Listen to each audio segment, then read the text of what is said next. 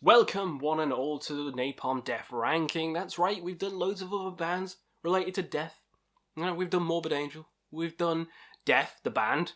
They can't get much more death than that. But today we are doing Napalm Death, a more kind of politically motivated, grindy, death metal, whatever you want to call them, kind of band. They've spanned multiple fucking genres, this band, and each one of the albums is pretty goddamn killer in their own way. We're going to talk about all of them. Some we're going to kind of breeze through. They got fucking loads of albums, and some of them I have the similar kind of feeling with. So we're going to skim through some of them. But overall, I enjoyed myself going through Napalm's discography. I was always a hater of grindcore. I was always like, oh, grindcore is the fucking worst. Can't do with like 2-minute songs. It does my head in. I like long songs. I'm questy. I like fucking 30-minute songs. Dream Theater, Tool, Essex Trillium, Megognetum. I like the atmospheric black metal bands. I like the proggy shit. So when it comes to like grind and stuff, where it's like, I'm like, fuck off. Give me some proper death metal. Give me like a 5-minute juicy death metal song, not some fucking 20-second shit. But I've grown to love it. And I think Napalm Death is fucking phenomenal. I've seen them live, and they killed me. I fucking loved it. It was one of the best mosh pits I've ever been in. Parney is such a frontman. The whole band is insane. I love them. So yeah, I love Napalm Death now, and going through the discography was a treat. Some albums I have the similar kind of feeling with, so we might skim through some of them. And I definitely have my favourite period of the band. We'll talk about that when we get to it, but enough rambling. Let's get to the fucking ranking. So, last place, we have Fear, Emptiness, Despair. That's right, I could talk about this one because I do not like this one. This is one of the albums I do not like by the band. In this kind of period, a couple of the albums I'm going to talk about, not really for me. This is one of them. This is easily last for me because it has this kind of groove metal vibe, but unlike some of the other albums around the period where it has a similar vibe, and I don't really vibe with the vibe, this one's just bad. Like, the production on it's just bad, and the songs I don't like. This is one of the albums that I just don't like from the band. Sound-wise, awful. The direction they were going, more groove metal, don't really like. It sounds like Machine Head. When I'm listening to this album, I'm thinking of Machine Head, and that's not what I want to do when I'm listening to fucking Napalm Death. So, don't like this album, easily last, fuck it. Words from the Exit Wound is next as well, a similar kind of experimental album which I don't think hits. It's another one which I'm not really going to return to. These middle ones are just kind of like meh. Middle Napalm Death doesn't do a fucking dime for me. Don't really like it. This is another one in that kind of catalogue. Couple of albums around here. The next one I mentioned, again, Diatribes. Again, doesn't do much for me. Groovy, just like the other two, but better produced. I think the album actually sounds a lot better, and I think the songs are a bit better on Diatribes than the previous two albums, but again, it's just not for me. It's not for me. This experimental period of Napalm Death doesn't really tickle my balls, doesn't make me go, ooh, that's pretty good.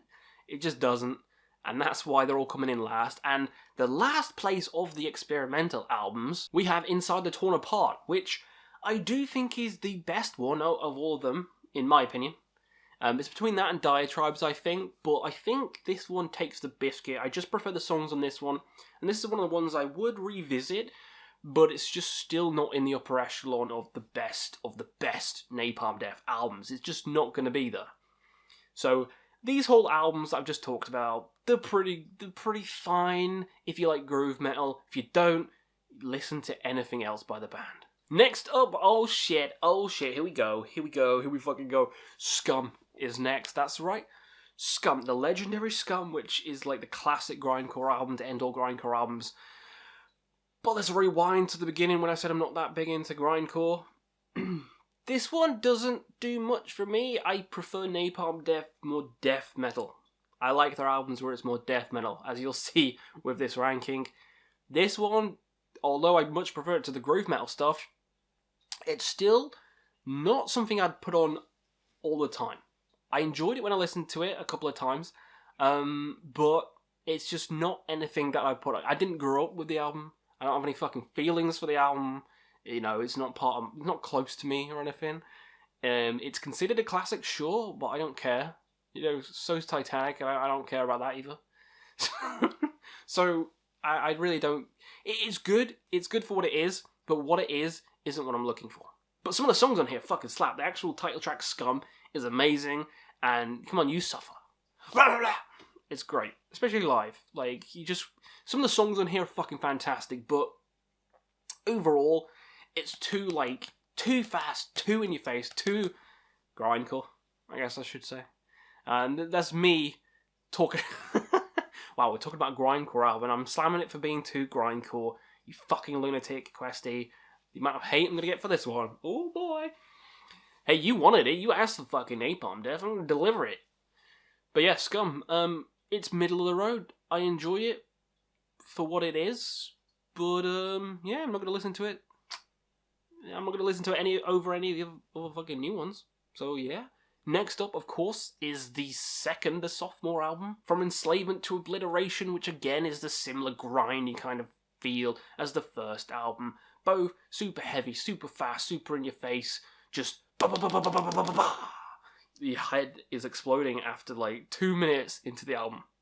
It's that goddamn insane. And when I want something like that, it's great. But most of the time, I just want some evil, some gruesome, some deadly death metal. And the first two are good, but doesn't really deliver what I want. So let's get those out the way, that whole section out the way. Let's get to all the albums I fucking love. Order of the Leech is next. This is the Napalm Death I like. Better produced, more death orientated. His vocals are just fucking insane. Like, this is just a step. This is like a completely different band. It's like a completely different band, and it pretty much is. You got the groovy grindcore stuff, then you got like the in-your-face death grind shit, or pure death metal. It's just fucking, it's fantastic. Breath of fresh air. Everything from here on out I love. It's hard to put them in order, but I still love them. This one is a beautiful album, just like the next one, Enemy of the Music Business? What are you talking about, Questy? Enemy of the Music Business, which came out just before this album, and they're both, it's hard to put one over the other. I like them both pretty much equally, which is why they're here on the list. I do think some of the albums I'm going to talk about has a bit better standouts, but come on, both these albums, 10 out of goddamn 10s. Love it, adore them. I could throw them on right now and go pump some eye into it. Sure, Questy, sure. Love it. You know, Napalm Death just went like, and every album since then, masterpiece. The Code is Red, long live the code. Insanity, pure insanity. Starting out with The Silence is Deafening, which is probably my favourite Cannibal Corpse? That's because I'm wearing the fucking shirt, isn't it? It's my favourite Napalm Death song, and it's the first pretty much death metal song I ever heard. The Silence is Deafening, and also Make Them Suffer by Cannibal Corpse. Those are the two first death metal songs, and I fell in love ever since. So, yeah, I adore this album. This album has kind of nostalgia for me. It's like the first Napalm Death one I ever heard. Loved it from start to finish. When I went back to the ones people said are the best, like Scum and stuff, didn't gel with it, so I kind of passed off Napalm Death. But I went back, and I re-fell in love with this album, especially. Adore it. It's easily one of my favourites, so I'm easily going to put it high. Apex Predator Easy Meat is next. Yeah, a newer one, another one on this more death metal trajectory. I just don't think it holds a candle to Froze. I think the experimentation wasn't quite as good on Apex. It still packs a punch, and it still is fucking amazing, but it's just not as interesting as Froze, which is why it's a little bit further down.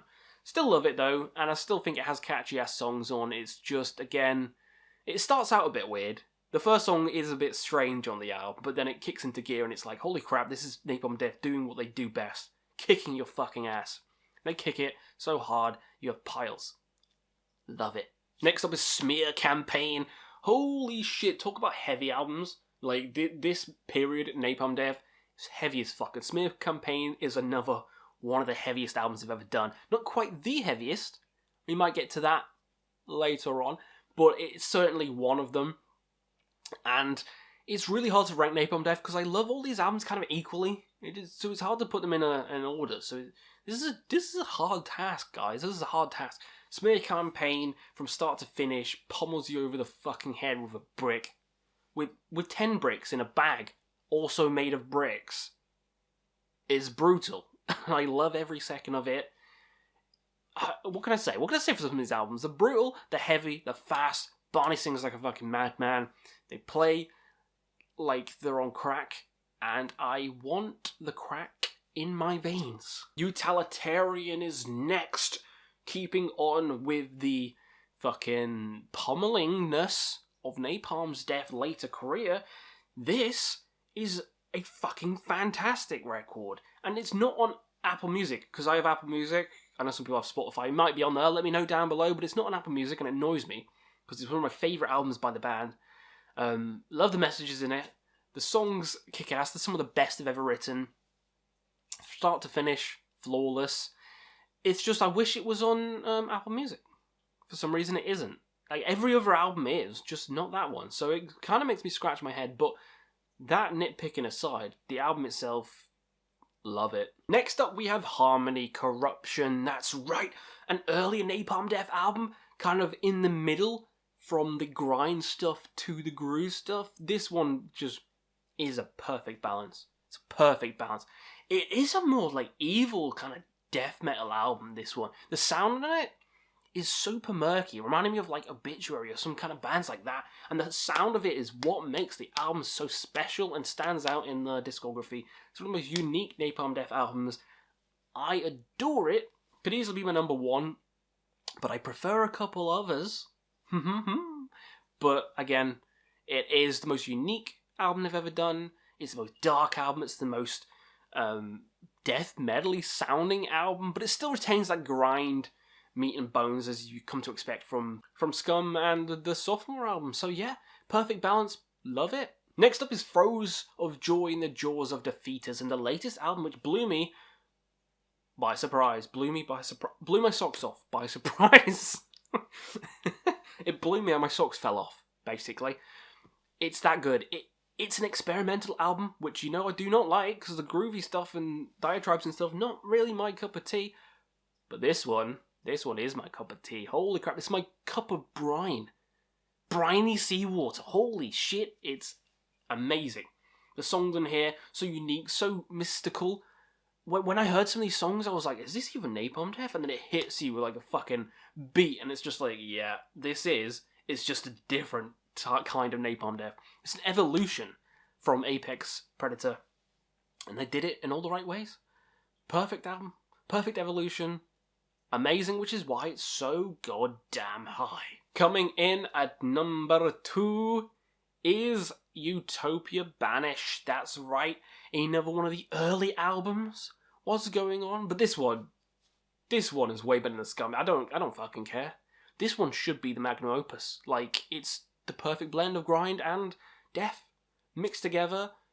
It's beautiful. It's beautiful. Every song is just catchy as hell. This is the riffiest album you could ever have. Like, every riff on here is catchable. It's catchier than COVID. It's bloody glorious. I could easily put this number 1.